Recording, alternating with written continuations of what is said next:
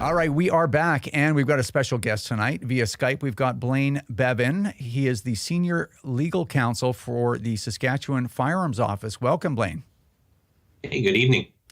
I really appreciate you coming on. Today, we are going to talk about the Saskatchewan Firearms Act, and I guess the backstory to this, I'm going to make this as quick as I can, is Tracy Wilson and I were in Saskatoon a few weeks back. We were at the Sports and Leisure Show, and we met Robert Freeberg, who is the Chief Firearms Officer of Saskatchewan, and he had talked about the Saskatchewan Firearms Act. I had no idea how complicated it was in some ways, but how it really had a relationship to public safety, and it was multifaceted. I was really impressed. So I was wondering if we could start off with you giving us kind of a summary of what the Act itself does. Sure. Thanks for that, Rod. I know you call it complex. I like to think of it as comprehensive. We did a lot of thinking and planning into putting this Act into place to make sure it covers a lot of different scenarios. I think what's most important to probably your listenership would be the portion of the Act that deals with seizure agents.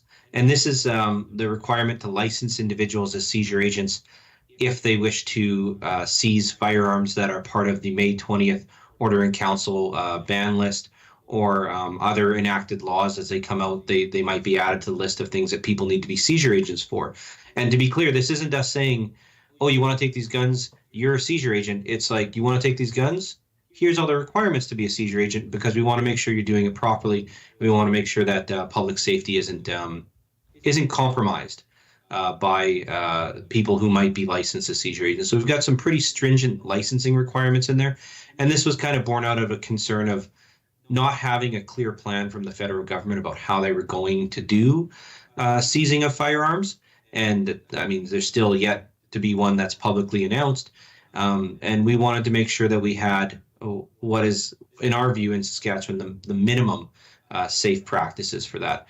As well, Part 3 of the Act mirrors or creates offenses that mirror the criminal code offenses in Part 3 of the criminal code, but looks at them in a way that when they're non-violent or otherwise non-criminal behavior, that they don't get a criminal code charge, they get a provincial offense or a ticket, and that allows our service to get involved with them and make sure that they're coming into compliance. So someone's storing their gun improperly, and they get a ticket, and we talk to them, make sure they know how to store their gun properly, make sure they store it properly, and then we find a way to deal with that doesn't involve a criminal record or a criminal conviction. And then lastly, for any firearms that are seized in the province, there's requirements for testing and compensation where there are firearms that are seized by a seizure agent with regards to the OIC or other provisions. Okay, so I guess in short, if the federal government or if anyone in the province seizes firearms, they have to compensate the owner. It's a requirement. If they're seized in accordance with the Order in Council or other provisions. So it wouldn't be like a police officer seizing in the normal course of their criminal duties. That doesn't apply here. Mm-hmm. We're not seeking to interfere with that, but it's where somebody is seizing a firearm that's, say, on a ban list from the federal government as part of an Order in Council. Then they're required to pay compensation for that. Well, that's good because that was promised.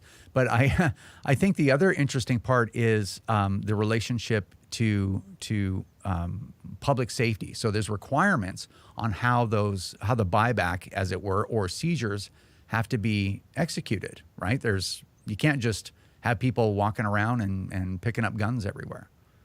No, there's quite stringent requirements there, especially in transportation and storage. And I mean, part of that is, as lawyers, we have to think about what's the worst case scenario. And without a plan published by the federal government, got to thinking, what is the worst case scenario? And that would be if the federal government put out a bid and the lowest bidder that they accepted was the guys and girls who deliver your Amazon packages, those packages that they lose and that get stolen and go missing, and they drive around in a clapped out old minivan with 3 bald tires and a broken headlight. Those aren't people who should be moving our guns, and shouldn't be moving hundreds of guns at a time, which, when you're looking at a cost scenario, that's what they're going to do. And so we wanted to make sure that, transportation is done appropriately, that firearms are secured, and that, we don't want these, another scheme that was suggested might be used is to use Canada Post, but think about where Canada Post is. Most of them are in grocery stores and pharmacies.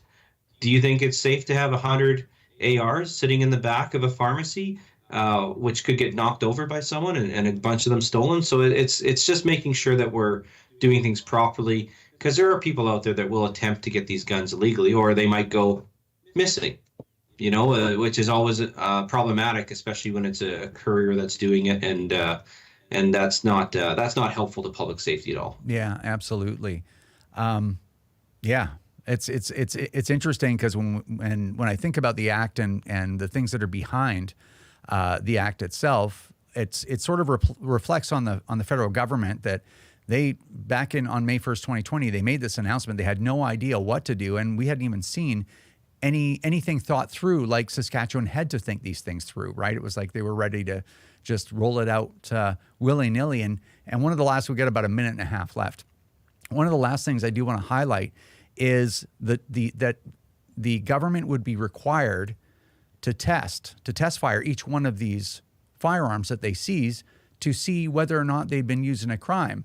Whereas, the way that it is right now, a criminal could use a gun in a crime and then have turn that gun in for some money at a gun buyback, even if it's something just local, and have the government destroy the evidence for them.